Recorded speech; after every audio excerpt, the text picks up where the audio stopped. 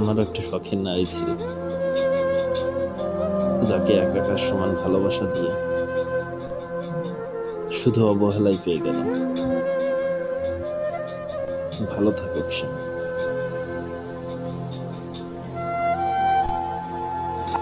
হ্যাঁ, আমি মানুষটা এরকম, কাছের মানুষের কাছে বড় বেশি প্রত্যাশা করে ফেলে।